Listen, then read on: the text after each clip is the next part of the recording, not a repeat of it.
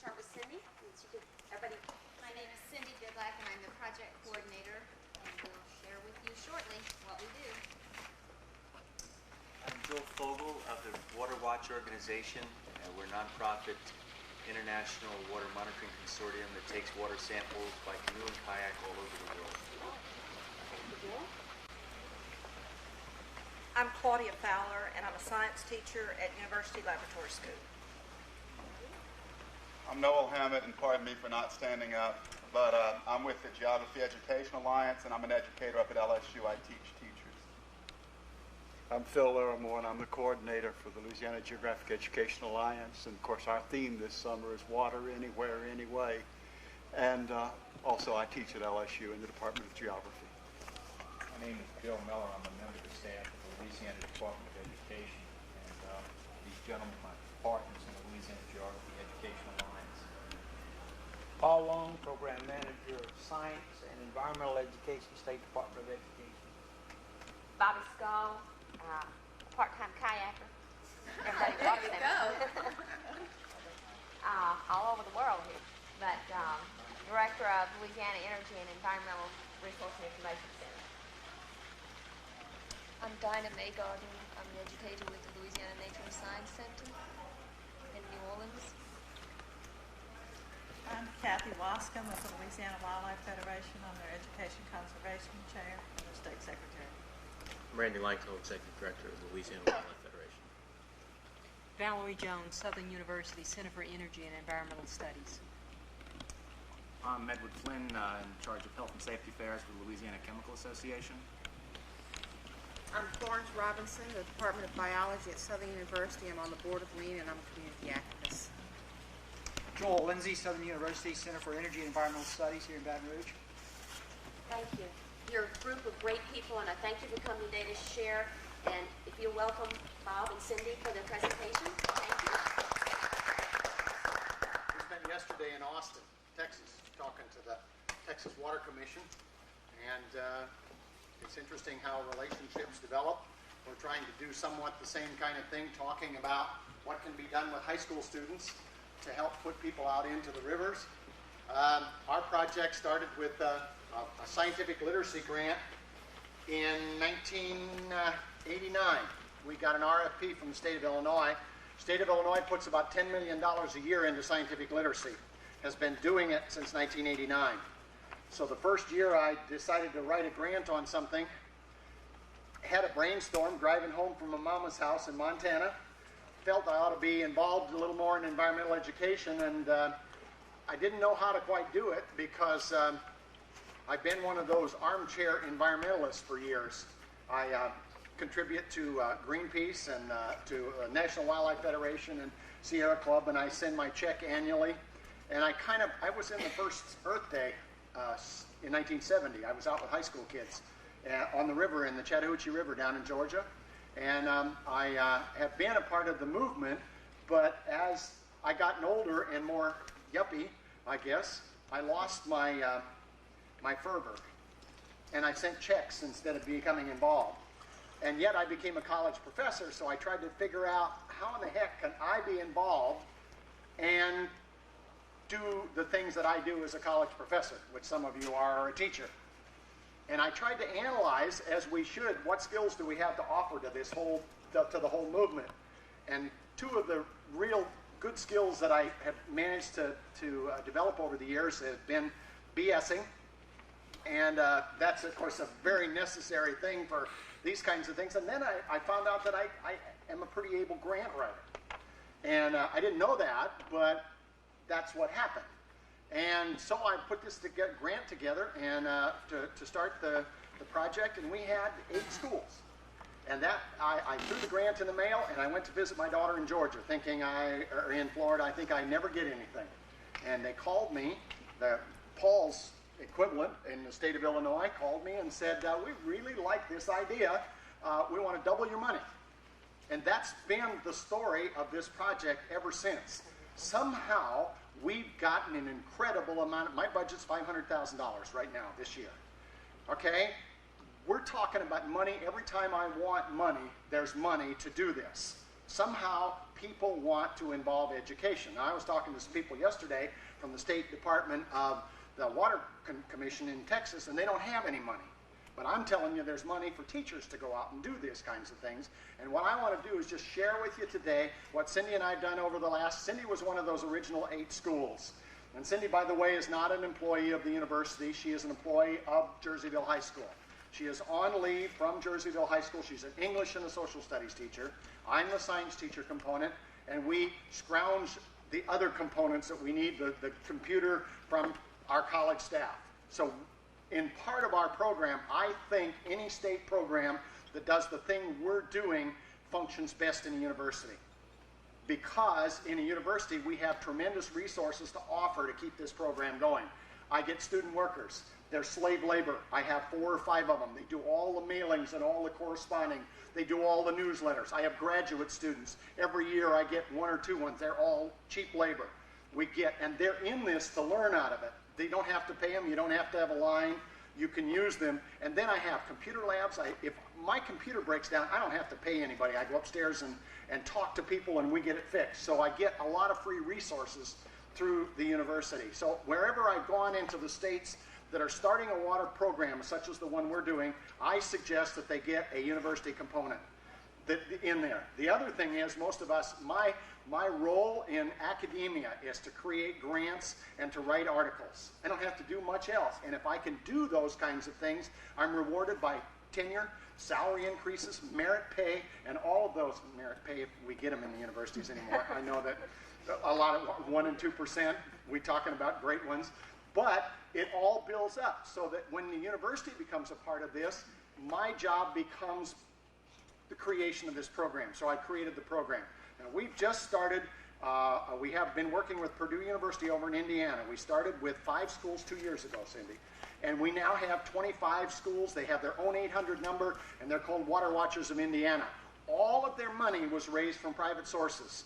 Everything to bring these 20 schools online in the state of Indiana came from private sources. And it came, many of the Indiana schools are ag teachers, okay, that do the science in the ag department, because in the ag department in Indiana, part of the curriculum is managing of resources.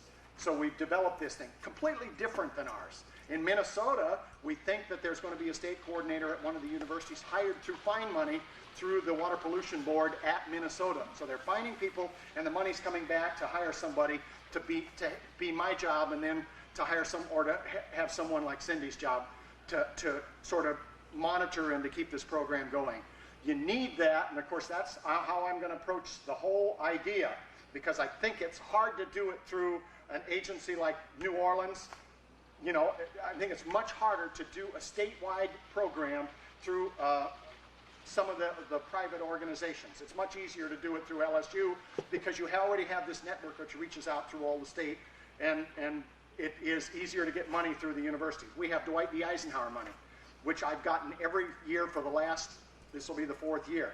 And most of our Illinois schools were brought in under Dwight D. Eisenhower money. If any of you in a university want to write a Dwight D. Eisenhower grant, every state board of higher ed in the United States gets X amount of money, depending upon the number of schools, for teacher training. That Dwight D. Eisenhower thing is being refunded through the Congress this year, right at this time, but the money only goes to universities for teacher training. Cindy and I have our copies of the grants, and we'll be happy to share those with you. We'll throw them in the mail, and you can look at our budget to see what we've done. Now, I know that some of the museums have been getting those grants also, so you may want to look at that. But we brought in, probably out of 150 schools that we have in Illinois, we brought in almost 100 of them through Eisenhower money. And that provides them all the equipment and the materials and the training for those grants. So there is lots of money out there that's available to us that may not be available to other organizations. And of course, what you then do is we've tied into all of the non-for-profit organizations because we're doing their job. Sort of, we're doing training and putting people out on the river. And what I'm going to talk to you about is just sort of our product and our program that we've put together. It's not the only answer to the thing, because obviously Water Watchers of Indiana has done it somewhat differently, but we've worked with those people through the years to try to get them off the ground. Now our communication with Mel and his people over at Purdue will be through the modem, and we talk to each other, because what we're going to do now is share data. We've developed a HyperCard stack this last year. We will be able to give you a copy of the HyperCard stack. It will have all of the data get collected by the kids this year.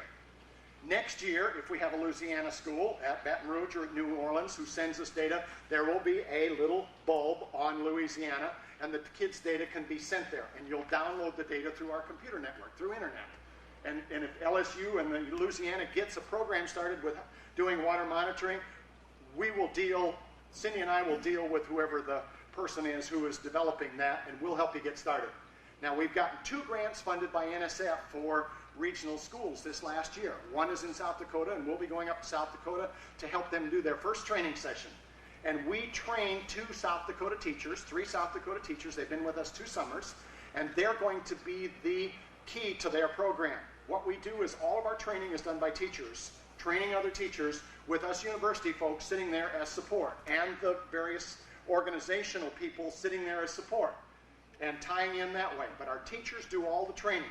Now, we've also developed a 6-model science curriculum unit set that's going to be published by Addison Wesley this summer. And we are field testing those for the last time. And we had a training session, and you should get a brochure like this. We had a training session this summer where we trained people to use these curriculums. Now, this is this summer's training session brochure, but if you look at it, it's August 9th through 13th. It's going to be the same week next summer. And if any of you have high school teachers that you want to send up to it, I promise you we will find a slot for them, because we take care of our friends who are trying to get started. Because what we want to do is get those people, we had 195 teachers, all interested in water training. We had 55 chemistry teachers, 45 biology teachers, 10 or 12 earth science teachers, 45 English teachers, and 24 geography teachers, and 5 math teachers all together, and their sole interest was water love. Now, I don't know if you can imagine the energy that was there and reaching out, but we brought 1 in from Arkansas. She's the seed for Arkansas.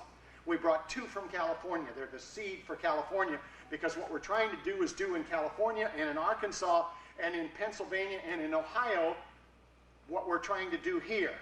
We will help train those teachers a little further for you next summer and the following summers. Well, in the meantime, we're working with people to try to use our curriculum and our model to create your own model so that you can then go back and do something in the state of Louisiana. We're just offering to help you get started, whatever way we can. We have been able to help people get money because we're a national organization. We received a National Science Foundation grant, so somewhere in the academic world, we're wonderful. You know, when you get an NSF grant, you're wonderful. And we kind of parlayed that into meeting with a lot of other people. We're getting money from Caterpillar. We're getting money from Illinois Bell. We're getting small amounts of money from Shell Oil Company. We're getting money from here and there, but what we're trying to do is get that money to go directly into the schools. So Solid Waste Management Incorporated gave $3,000 to one of our little schools to get started.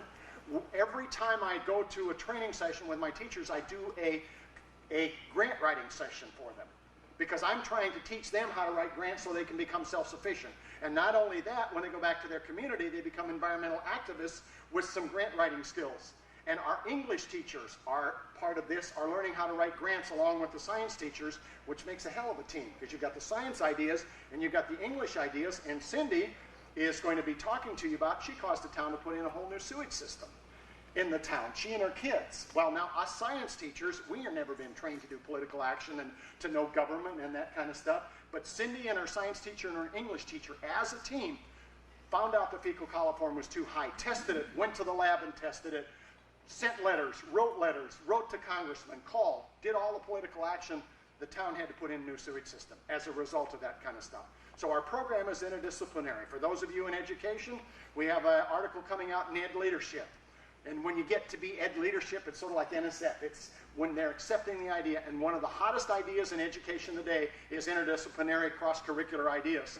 Texas has a whole strand. The state of Maryland requires people to go out and be volunteers in order to graduate from Maryland. Okay, these kinds of things are reaching, and our river project is one of those things that's, Cindy and I, when we put this stuff together, didn't think that it was going to be on the cutting edge. It was just an idea that sort of bubbled out and came to be but it is on the cutting edge of what's happening in education today. And what we're trying to do is say to you in Louisiana and Mary Lee have worked together with a project for the last a couple years, and we've thought, how can we bring this to Louisiana? And what we have to do is there, because the teachers are crying to be involved in something that involves their kids and themselves in making the world better. And I will tell you, we started with 8 schools in 1990. In February of 1990, we have 250 now. The only thing that will stop you from getting schools in Louisiana is the money to buy them equipment, because they can't buy it from themselves. The only thing that will stop you, because we'll bring a team of teachers down here and train the first ones, and within 2 years you'll have experienced teachers and you won't need us anymore, and Louisiana will begin to get out there and monitor the rivers.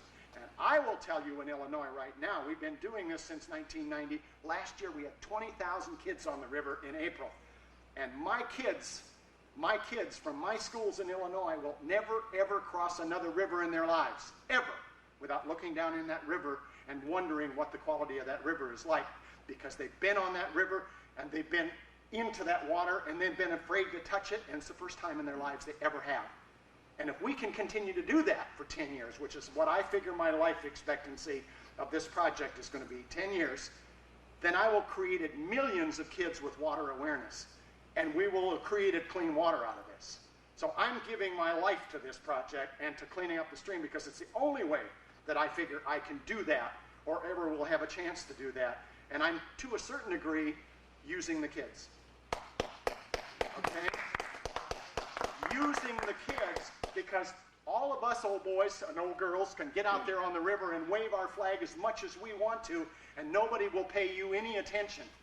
But if you've got 20 kids out there calling Senator or Representative Bob Michaels saying that town is polluting my river, and Bob Michaels on the phone saying, what in the hell's going on down there? You better get this situation fixed up. They're causing me problems. And a sewage system was put in and caused to be put in Henry, Illinois by an English teacher in a Catholic high school. Okay, it happened just like that. She has no science background. She has no she's just an English teacher, and she's 2 years away from retirement, and she's the sweetest, loveliest little old lady you ever saw. And she caused the town to put in a sewage system. Now, she had the science teacher doing the testing, but she had the political action teacher to fall back on, the social studies teacher. Okay, we're talking about an action-oriented kind of program, and what we need to do is get the kids started. Because if you're going to clean up Cancer Alley, it's going to have to start from the kids, I think. And what I want you to do is to think of this, how we can do this in there using our model. And again, like I say, we'll help you get started, and then you're on your own. We don't want to be the Louisiana River Project. We don't even want to call it the Louisiana River Project. We want to call it whatever you want to call it, but we want to get the kids started. And that's why I'm here today, okay? To help you get the kids started. We got a geography curriculum, too, up there that we're creating. 5 themes of geography. It's wonderful. And I'll share it with you, and I'll send copies down to you. And you can talk about getting your teachers up there in geography, doing geography kinds of things, and talking about how people impact the river. And Cindy, do you want to say anything before I show some slides? To the geography, Norm Bettis at ISU. Okay, we've been working with him. We have one teacher, Bob Ashley, who is the lead writer on the geography, and him and Norm Bettis work together. So he's read it and commented it and done the test, and read through the test for us. So we feel pretty good about the geography. But it is based on 5 things. Hands-on. That'll keep my funding happy. That's just what we want. Do I turn off the lights here? There we go. Do I turn off any more? Do we know how to turn off the lights here? That's fine. That's the air conditioning. There's one light over there. Turn it down.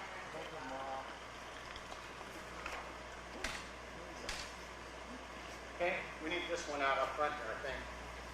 Yeah, some of these slides are very light. We need to work on our slide presentation. We didn't think we were going to have such illustrious groups. We're not. That's it. That's good. We're getting there. Well, some rivers are big, as you know.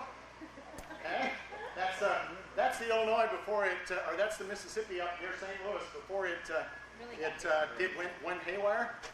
And of course, some rivers are small, as you well know. And the problem with studying rivers is that they're so regional.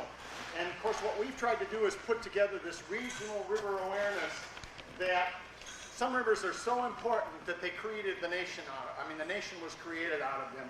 You know, and the real sad thing about this wonderful river that we have, the Mississippi, that flows down through the heartland, that drains 40% of the United States, if you start looking at the history books, the American history books that most kids use in the United States now, and you look through the table of contents or the index, and you say, how many times is the Mississippi River mentioned as important in the history books?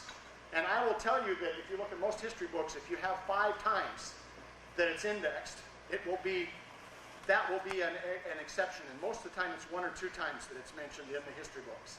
Now, what we've done is we've taken this magnificent river that helped create this country, and we've turned it into nothing more than something that forms a border or takes care of our sewage, and it's not important to us anymore. And of course, one of the things that we look at in geography and in history is that the river is important, and we have to begin to deal with it. And we have to begin to deal with it as an important source of culture and a pride for our community. And the River Project does that. Our river is absolutely beautiful. This road, of course, no longer exists. Right about in here is where the Missouri River comes in. The Missouri River comes straight in like this and slammed into that with all this rain. It dug a hole 70 to 80 feet deep right there when it hit and turned south. And that road no longer is there. Cindy used to drive that every day, and the road's gone. And the Mississippi and the Missouri have a new meeting point as a result of this last flood. One place up the road about 20 miles where it broke through the levee, and you all probably read about it, it was at Hardin, Illinois. It actually came over the levee with such force that it cut a hole 200 feet deep into the ground, went down to bedrock. The Mississippi did. And then south of this point, about 40 miles, actually we have another part of Illinois on the west side of the Mississippi River. There are 3 parts now instead of 2 parts that are on the west side. So this last flood has completely changed things. The other thing that's completely changed is the last time this flooded in such quantity was in 1844. And of course, since 1844, deposits have been building up on the bottom in every one of these major pools. And now with this last flood, every single bit of the nasty crap that was in the bottom of this, guess where it came? Yes, right down here to add to Cancer Alley's dilemma and its problems. So we are really pleased now that our fish can forage on the bottom and not have all of this nasty stuff, but we're sorry we sent it to you. Somewhat sorry. The water was probably up to right about here with the last flood. That's sort of anecdotal in this thing, and of course you're going to see this sign here is what the river to us is really important because we're right at the confluence of the Missouri and the Illinois and the Mississippi, and Ohio's not far down, so barge traffic is very, very important to us, and all of the agriculture and the industry that's brought about by it. Our rivers are beautiful. This is a bluff. The Indian artifacts and the kind of stuff. This was a major historical area, and of course, as you well know from all of your old homes, the Mississippi brought us incredible old things and history. Recreation, it's up in our area, the pools are great recreational sites, and of course it also brings us in, and this is one of the problems, about 85% of our wetlands were located along rivers and they're now gone in the state of Illinois. Now you're blessed with wetlands down here because they can't drain them because there's no place to put the water, but up there we're losing about 3% a year of our wetlands. And of course that's been one of the major reasons we flooded is they tried to build these huge dikes up and get rid of the wetlands so that they could farm, and now something is going to have to be changed. This is an unusual scene to see beaver down along the Mississippi, but they are there in some of the smaller streams. And of course, once we get the kids in the water, then they can't help but see what we do to the water. And you know, Greenpeace has a article or a movie out called "Everybody Lives Downstream," which you guys can all get free. And if you need a copy, we can get you a copy.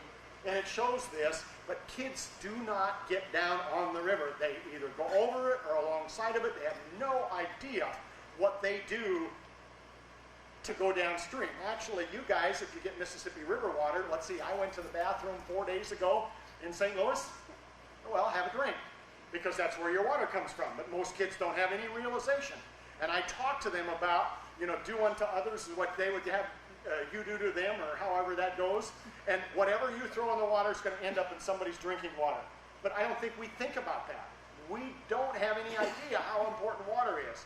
Cindy and I bought Money Magazine, and if you buy the September issue of Money Magazine. It lists all the places in the United States that are good to live. And the 2 places that are best to live are the 3 top places best to live in the United States according to Money Magazine. Number 1 is Rochester, Minnesota. Number 2 is Madison, Wisconsin. Number 3 is Minneapolis, St. Paul, Minnesota. Now I looked for Louisiana, and I think it was 125th or 128th was New Orleans down the line, and then Baton Rouge was down there. We've got a copy of the magazine. Do you know what one of all the minor criteria, the top criteria was for living in that town based on a ranking of 0 to 10 was clean water. Was clean water. But we're going to move up there. We're getting gambling. Well, I don't think that's going to get it. I don't think Money Magazine will let you do that. I saw that in the paper. We've got a lot of gambling already. But the point I'm making is now all of a sudden appearing on Money Magazine's reasons to live in a place is water. And if you just don't start thinking about water in your community, then people are not going to come there, because look at what Rochester and Minnesota and Wisconsin give you. They give you beautiful, clean lakes, and all of the places that were there, which are good places to live, including Sioux Falls, South Dakota, where we're going in a couple of weeks to do training with South Dakota, all have abundant and clean water. So it is a major concern, and it is something that's going to affect the economy of the state in the future, clean water, as it probably already is doing in Louisiana negatively because of the water problems you have here. So we have those here, and this happens to be right across from St. Louis. Our kids come down here and monitor. They clean it up. The bums sleep there. They clean it up. The bums sleep there. The water washes down the river. Of course, they get down. Some of the city kids see these things. One of our groups of kids was doing a nitrate study, and they'd done the nitrate study for 3 weeks previous to this one time they were out, and they came out and they saw this. Dead fish laying out. And then they went and did the nitrate test, and the whole nitrate thing just shot off the top of the roof. And they said, wow. And then one of the kids said, hey, I know what it is. And all of these farm kids had been out in the field putting anhydrous ammonia on their fields, and here was this fish kill. And Belinda said, I could not have taught this better than I did right then. There's no textbook, there's no set of movies could have done this like being out there and seeing those dead fish, and those farm kids saying, last week I was out there putting anhydrous ammonia on, and 2 days ago it rained, and it was in the river killing the fish, the cause and effect of that. And Belinda won a $12,000 GTE grant to do this stuff. See, what I'm talking about is getting teachers involved in writing their own grants. You got $12,000 for a small whodunit, no-place school to bring science equipment into their school. And Melinda is a interesting lady. Interesting lady. But she can write because she's found confidence in her ability to do this. And of course what we're doing is seeing these kinds of things. What we need is we need a Bible Belt in the United States, and I know this is above, because everything ends up in the Gulf of Mexico, and everything ends up in Lake Pontchartrain. If we don't do something about these throwaway kinds of things in our throwaway society, and we have to bring the kids, you would believe the sides of the river now, and I'm sure it's true down here in Louisiana with the crap that's floated down the river, and it's just washed everything off the land in the Midwest, and it's all ending up, you're getting it. And so you can't get away from this national impact of the stuff we throw in Minnesota, because it's going to end up where? Louisiana. I mean, it's just going to be here.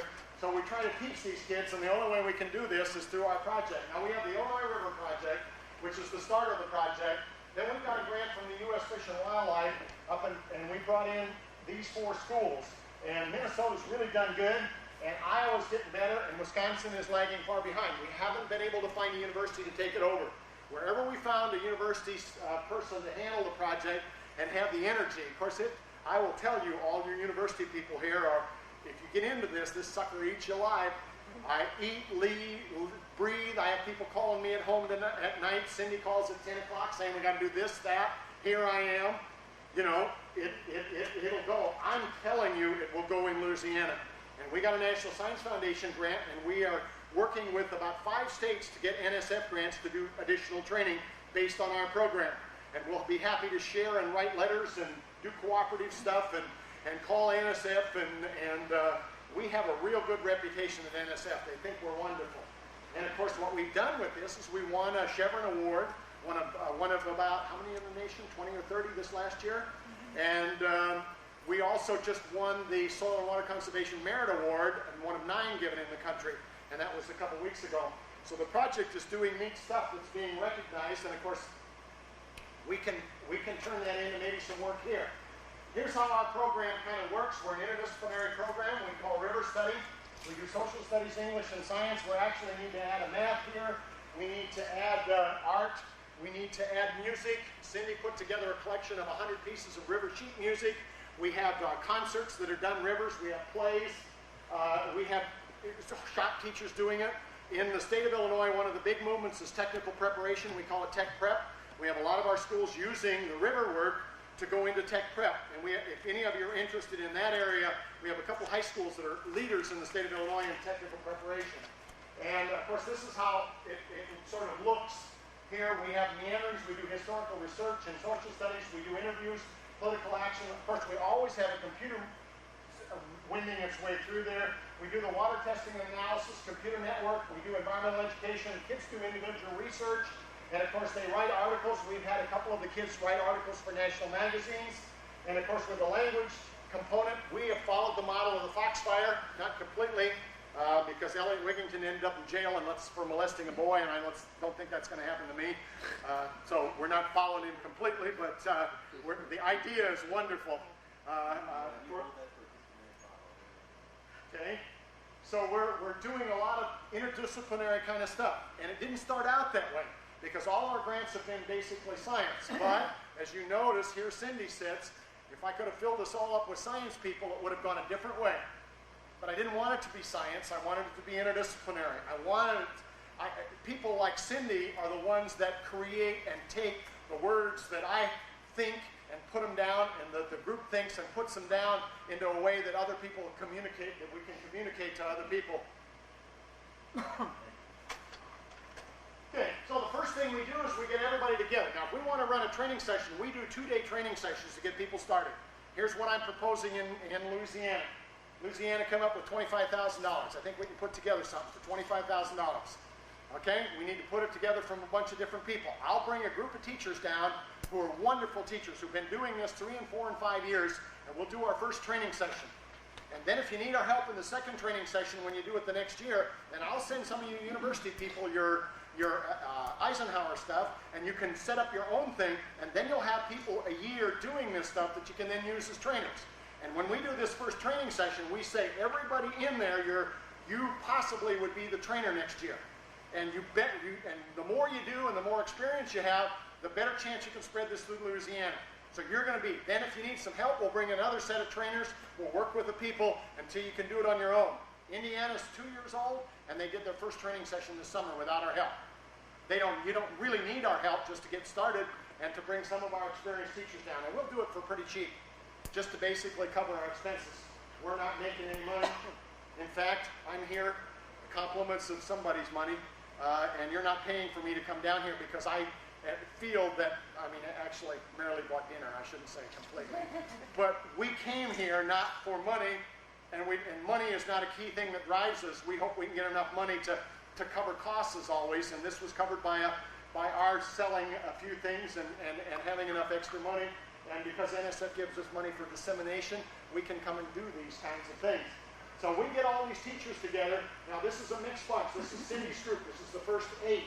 And we get together and we talk like I'm talking to you to say we're not in here for science. We're not in here for social studies. We're in here to study the rivers, and we're using whatever kind of tools we can, which are science, social studies, language arts.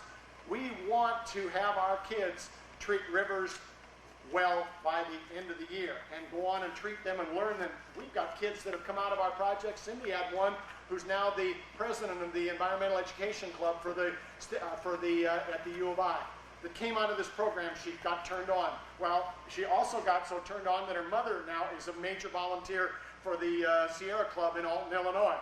Come out of getting involved in that kind of program because kids up to this year have no way in their local high schools to become environmentally involved.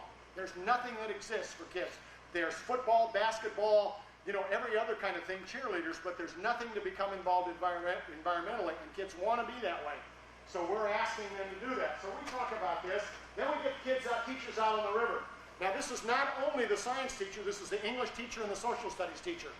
They're all out on the river, and they're learning how to run the tests. So we run them all the way through.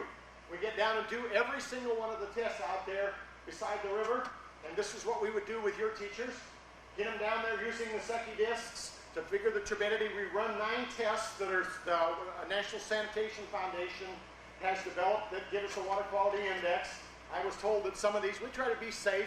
Alan Burbank is one of our crazy teachers from Chester. He was almost ready to give up, retire, and he got into the river project. He's having so much fun. Right now he's with a group of his kids up in we have a sister school in Sault Ste. Marie, Ontario, and he and his kids are up in Sault Ste. Marie, or were up there last week. Alan's great, one of our trainers and writers. They're trying to get water. That's a barge. That is underwater now. Okay, then we get back and we begin to do the tests with the teachers. They run through them all. She's the chemistry teacher. He's a history teacher. Continue going through the tests. Then they come back and discuss the results, talk about what they're doing. You will go back. I know all of you geography people will go back and see how you want to do this kind of stuff with your kids. Getting together and discussing is an important part of this thing. Then we have a language arts component. We teach them how to do interviewing. We teach them how to do technical writing. A lot of the people, even though they've been science people, have not gone through a technical writing program because when they went through, technical writing was not a part of the curriculum. And I'm sure that some of you who've been through science training programs, Paul, you've been through a long time ago. We didn't do technical writing when we went through school, did we? Yeah, right. Not at all. And maybe you do a little bit of it when you're in a master's program. So we began to develop those kind of skills. Small group breakouts to talk about how to develop history and language programs. Then the next thing is to go back to your school and get the kids ready to go out and do this stuff. And we have a contract that we send out to every one of the schools, and the contract must be signed by the superintendent of the schools. So when you're talking about Baton Rouge, Louisiana, we don't go to a teacher and say, hey teachers, do you want to come to this training? We say, hey teachers, do you want to become a part of this training? If you do, then the superintendent has to sign a contract that says he will allow you to get out on the river and do the testing. Okay? Because sometimes teachers are powerless if they come to do training if the school won't support them when they get back home. So every one of our schools has a contract. This is not a binding contract, but at least the superintendent has to sign it saying they know that the kids are going to be out on the river doing the training. And of course what we do is get them out there. Mississippi River is a dangerous river. I don't know if it flows as fast down here as it does up there, but it moves 6 to 10 miles an hour. And so one of the problems we always face is danger. And of course the other thing is we have to be concerned when we're collecting data. The U.S. Fish and Wildlife uses our data, and so does the state of Illinois EPA. And the data has to be good data, and you have to teach the kids that you don't just throw this thing out and collect the water. It's got to be done at it's got to be done at a certain point. You've got to do 3 replications of the testing of the water. So it's real important when you've got a stream. This is a river, this is a Mississippi, and you have to get good water out of it. Well, I know that right here, the water may be X, and over here on the Missouri side, it may be Y, and there's no relationship between the waters because there could be a dump over there, and it doesn't mix for 50 miles down because the river is so wide. Well, the kids have to learn to deal with that, but they have to do some kind of valid sampling. So we try to get that going, and of course they do every kind of sampling device to get out there and get that water. Joel is an English teacher. He goes out every day. He is an ally beyond belief to the environmental movement because he can write and read, and he brings in this aesthetic value that us poor science teachers never even knew we could create in a bunch of kids. And these are inner city kids that Joel works with in Cahokia right across the river from St. Louis, and they only have one place they can get down to the river because industry holds it in pretty strong bond, and industry doesn't want them down there for insurance reasons and stuff like that. But they're a real active group. And this is all done in Cahokia in study halls. All is volunteers by the kids. And they've had some great kids come through the project. The other thing that I absolutely will stand here and tell you is that one of the problems in United States science education is girls in science. And I don't think any of you who are in the academic field can pick up some kind of journal sometime during the year and you will find a discussion on we have problems with getting females into the sciences. And in fact, they say only between 8 and 10% of the scientists in the United States and the Western world are women. And that's disproportional compared to the number of women in society in general, which is 55%. And it's the way we, over the years, have been teaching science education to girls. Well, I will tell you that the environmental movement is one way to get girls into science education.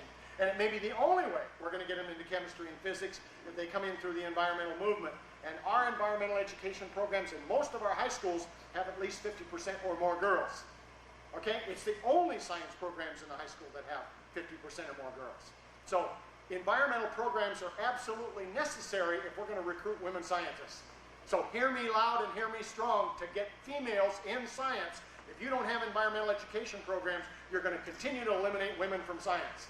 And these programs do it, and our girls are our strong ones in the program, on down the line. Of course, we do all of these tests. We try to follow chemical safety. These are done in chemistry classes, biology classes, earth science classes, and we're having a tremendous number of schools who are now starting environmental education classes. And again, the enrollment of females is up to, the enrollment in a chemistry class might be 25% girls, and all of our environmental ed classes will be 50% girls in the class. And of course, then they get started, and then they want to take chemistry and physics. So we try to start that. Now, some of them will test at spots where they can get out. This is the Illinois River. This bridge was underwater, okay, with the flood, so you see how high the water was. That dock is completely gone. This bridge has been there forever. It was one of the only places you can get across the Illinois River in the area just west of Springfield. And the kids go down there. They've done the history of the bridge. They have stories where the bridge was not even that big a bridge, and a horse truck came down, and the bridge was up, and the horses all died in the river. And they went back and did the history of that, and it's in Meanderings, the book that we've done. So there are all kinds of things that come out of bridges and history. Kids party down there. There's a bar up there that the kids wrote about and did a whole history of. It's a part of their culture, but nobody's ever read or written about that part of their culture along this bridge. This is on the Mississippi. Kids are putting in a zebra mussel trap. We've had a tremendous problem with zebra mussels on the Mississippi, Illinois, and I'm sure you're going to be here. Our kids are involved with the state natural history survey to do a complete survey of the state of Illinois. Zebra mussels, we handed 2 of those out. We got a grant from Sea Grant, handed 2 of those out to each schools. We're now working with the Natural History Survey to try to develop, because of flooding, a better picture of what's happened with the zebra mussels. And they're all over everything. I mean, they are, last year, you would find 1 to 10 villagers on a freshwater clam, the big freshwater clams. Now they find up to 600 on a single clam. They're going to destroy the native clam population in the Mississippi, in the upper Mississippi. So they're really concerned about this. And our kids are involved in this process and have been asked by the state. Our kids are involved. Every one of our kids is going to get a copy of a marker to mark the high water from the flood of 93, and we're sending that out to all of our schools, and they're going to put it on buildings. They've got the stencil, and they're going to paint on all the buildings. And the state's asked them to do this, so historically we can mark in everybody's location the high water mark. So the state of Illinois is coming to our kids saying, be involved in the project, because hell, we can't get out there and do all this stuff. But our kids are free labor, and they'll do it and become involved. Now, you were in high school. Did you have a chance to do this? My kids have a chance to do all of this kind of stuff. And the kids in Louisiana have a chance, because once you start this project, then industry and business and government will start coming out of the woodwork asking for the kids' help. We can actually cause too much to be placed on the teachers because there are too many expectations of them, and now we have to start choosing which expectations we want to hand out to the teachers. Well, we give them all kinds of alternatives. The governor of the state of Illinois wrote to every high school saying, atta boy, atta girl, keep it up. We need your data. You're a wonderful project. We love you. Signed, Governor Edgar. Okay? That's what we're trying to do with the kids to keep them going. We also have a complete benthic macroorganism study. The whole idea is to compare the benthos, the things that live in the stream, with the chemical quality of the stream. That's a part of our curriculum. This is taken off a gambling boat. It was the kids went out on the boat and are doing the study out on the river. They do it every spring. They pull together 9 or 10 schools. This is up in Moline. They all get together for a day. We had water testing competition. We didn't do this spring because of the high water, but they had water testing competition. We hand out an unknown, and all the schools compare their results with each other. Here we've got schools from little schools and big schools all together on the river talking to each other, and that never happens, but the river makes them all common. Moline High School with 3,000 kids is out there with Fulton High School with just 300 kids, and they testing the water, and they're talking to each other, and they never talk to each other under any other circumstances except because they're out on the riverboat. And of course, here are the kids doing the tests out on the boat. I keep bringing back, I didn't take pictures of girls, but I want to tell you that the girls are the real steady ones here. And I keep referring back to this. If we want to have girls in science, you need an environmental program. What happens is our kids come out of here, then they get interested in this, and then they begin to do individual studies. We have science fair winners. We're developing individual papers. We're going to be sending kids to the Illinois Junior Academy of Science meeting, the Academy of Science meeting. We have some of them have had their articles published. We have them presenting their findings to local soil and water conservation boards. All kinds of stuff is coming out of this as the kids become involved in real science. Then we go back to the classroom. They do fecal coliform, total phosphates, total solids. And some of them, we have a problem because most of our schools don't have a Spec 20 or an equivalent, and we're trying to get those in the schools. Cindy talks about her son just got an appointment to West Point and is in West Point. He's in chemistry, freshman chemistry. The whole class is automated. All of this stuff is equipment. All the test is done on equipment. Mark had advanced chemistry in high school and never saw one piece of equipment in a fairly decent school. So what we're saying to the people into the field in the chemical society, one of the things they have is some of those Spec 20s sitting down in the basement. Most of the schools won't have a Mettler balance.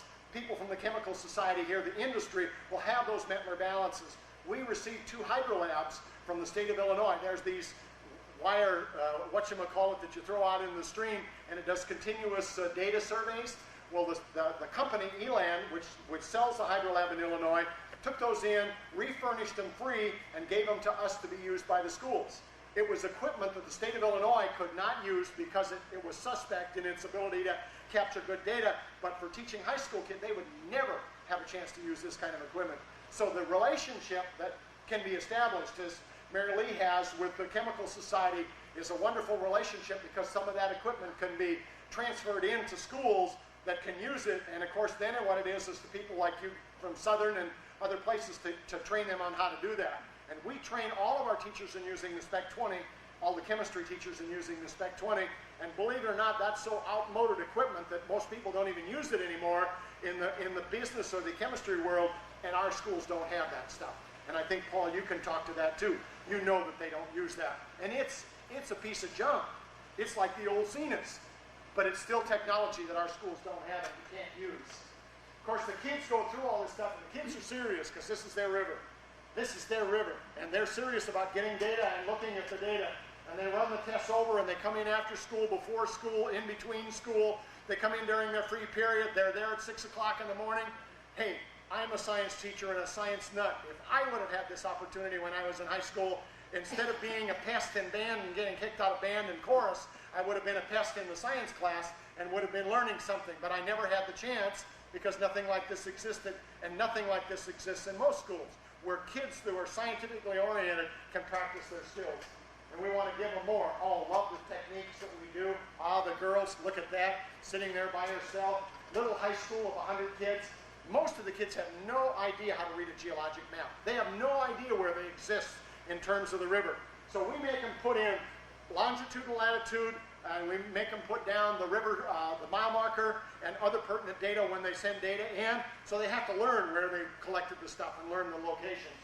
And then when they get the data on the hypercard stack, if they want to know which relevance, they have to learn where the other person collected it. So they learn the relevance of putting down location and good data on it. And, you know, I never learned that till college, when I started my bug collection when I was a junior and had to put where I collected the bugs on there. And of course, this is what the data looks like, only that's backwards, slides backwards. They put down the 9-quarter quality index thing. They have multiple tests. They convert this by a factor that was produced by this National Sanitation Foundation, and then they create a water quality index. We have a water quality index. Our most northern school is Little Falls, Minnesota, which is about 80 miles south of Lake Itasca. And our southernmost school at the present time on the Mississippi is at Cairo. And we're bringing in somebody from Arkansas this summer who will be sending data. And of course, we're looking for Louisiana. Can you imagine the kids now being able to compare data all the way up the river? And we have a site all the way in Helena, Montana on the Missouri that they can compare data, and that data is available to the kids. And then they can look at the data and say, look at the turbulence of our water, look at the nitrates. And they can see the difference, okay? Real data, not something made up by some book. And what we're doing is the project is providing that. Then a lot of the people go on field trips. And this is what we call technical preparation opportunities. This is the water treatment plants that they go to. Mussling is a big deal, and the kids go out and visit the musslers. Fish traps all the way up and down the river. Kids have no idea how fish are caught, and they get a chance to go. Speakers are brought in, more speakers brought in. We do historical kinds of stuff. Of course, our area is French, just like your area is French. The history and the remains of the French, people acting. Of course, what we do is we try to pull that together in writing, and the kids are taught how to write and interview. They don't know how to do this. It's never been a part of their curriculum. So instead of filling out paper blanks, they have to go talk to Aunt Maud or do something like that. Totally different, but they realize how much old people hold in their heads that they don't know. Because one of the things we try to do is get the other generations, and that information in Louisiana and Arkansas and Mississippi and Illinois and Missouri is going with the seniors. Hey, listen, my mother's 77 years old. My stepfather's 80 years old. When they die, a vast history of Montana is going to disappear with them, and the same thing is true. And what our kids are doing is trying to capture that, and whether they capture it or not, they're touching base with these people, and they'll never do that under any other surroundings, because you know how old people are. We want to stay away from them. And here they are talking to them and finding out they know a lot. And this is the wonderful part of it. They work one-on-one with the teachers, because what we want to do is you see copies laying around of Meanderings, and we ended up producing 11 copies of these books.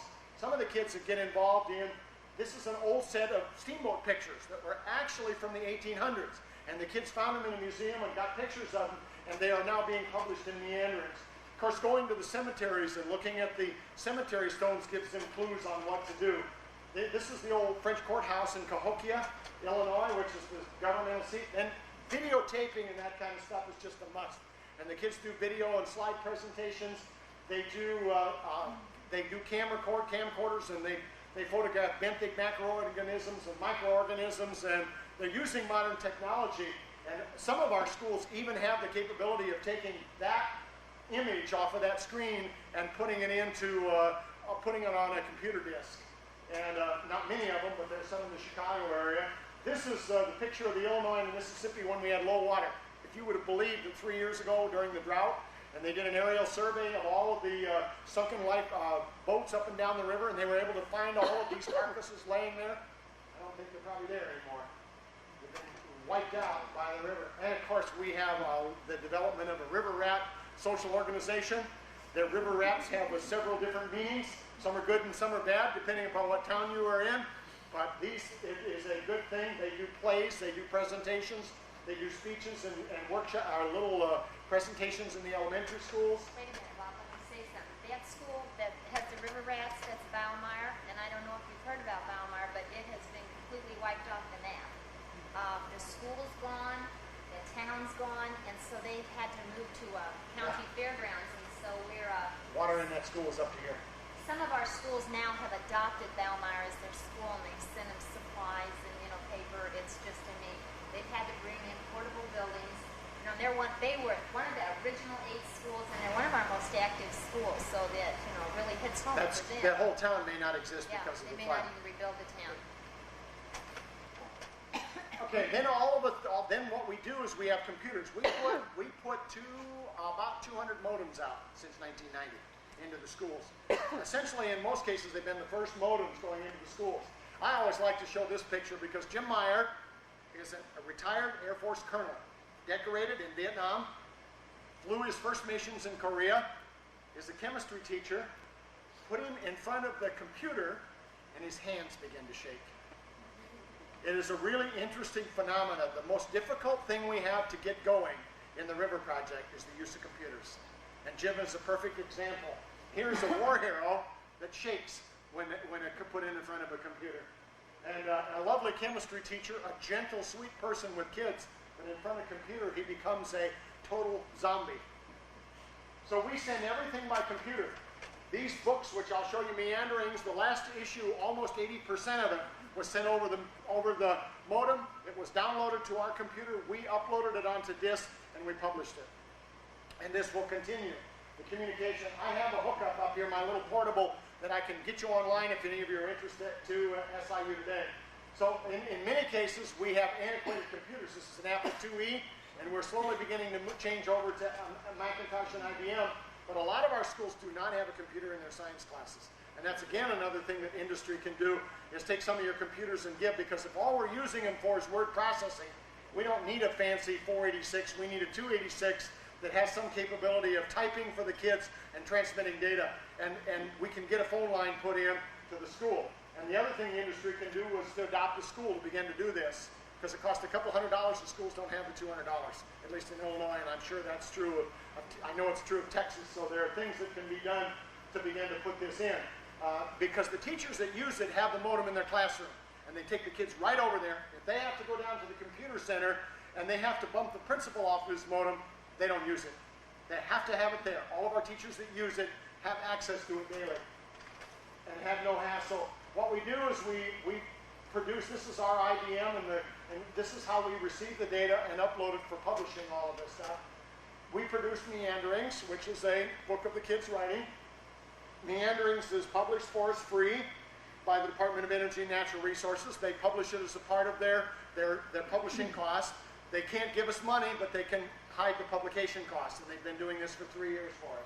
The Illinois Bell has also published some stuff for us, and it's the blue book that you've got telling our communication network. Here's how we involve kids in communication.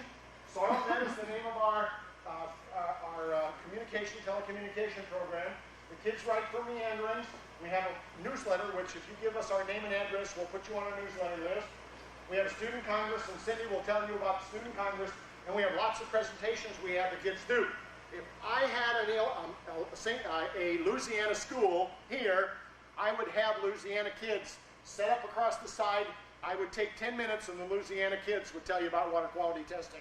It would not be me, it would be the Louisiana kids.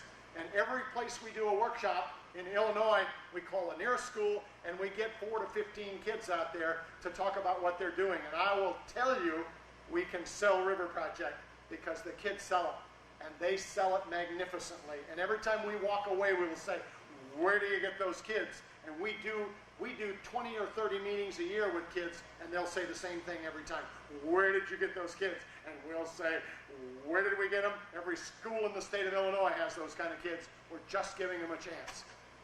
And we do give them a chance. Then they go out and give presentations. This was a presentation up in Iowa to a bunch of Iowa teachers. This is my Aussie connection.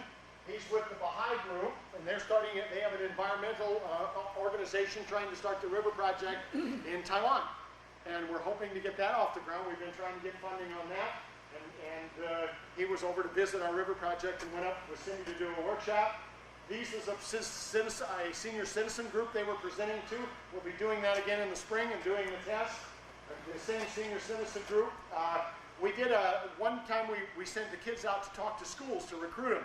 So we set up the presentations, and they went into the different high schools to get them to come in.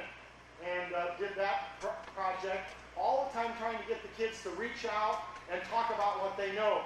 And they do it voluntarily. This is a group over in Kansas City that we're showing the people the stuff. We have gotten quite a few awards, and to name a few, this was the EPA Youth Awards. President Bush signed it. We got a copy for every one of our schools.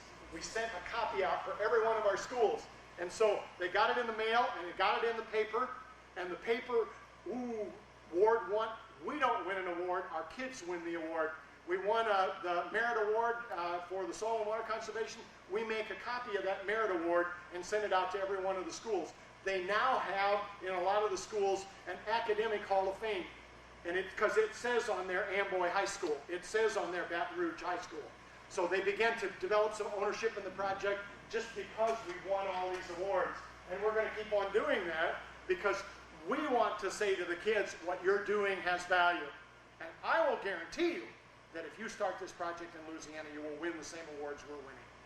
Because they want kids to become involved, and this is the opportunity for kids to become involved. Our big funding is by the National Science Foundation. We receive about, this year, almost $486,000. Next year, about the same. Our funding will be up. We are producing a set of curriculum materials, and we have copies of those, and I can send some of you copies of those. We will be publishing those. It looks like Addison Wesley is going to take, we have a contract with Addison Wesley. All we have to do is sign the contract. The contract, I don't get the money. The money comes into the university, and they're taking 5%, and the rest of the money will come back to the river project. So 95% of our royalties will come back into the river project for me to come out and apostolize as I'm doing with you right now, or to go visit Joel in New Jersey to do the same thing. So we're trying to find out ways that we can do to get enough money to keep Cindy, at least Cindy, involved in the project, because I can always go back and teach and leave Cindy with a major part of the work. And she's going to talk about the Student Congress. We got additional funding, and of course this is growing. Illinois Bell, State Board of Higher Education, TENRC grant, U.S. Fish and Wildlife. We got $3,000 from the Wildlife Foundation, the National Wildlife Foundation, right, Cindy? Is that what it's called? In Washington, D.C. We've got money from Caterpillar. We're working with the Sun Foundation. It's been amazing. The people are not giving lots, but we've been able to put all of this money to work. And what we're trying to do is to get local people to get local contact with agencies and with government. It's been our big push this last year, because all it does is we reroute the money. We'd rather have the money go to the locals. And we'll take the big money. We only want 25 to 100,000 is all we'll deal with anymore. Because we want, that was funny. That was meant to be funny. Okay?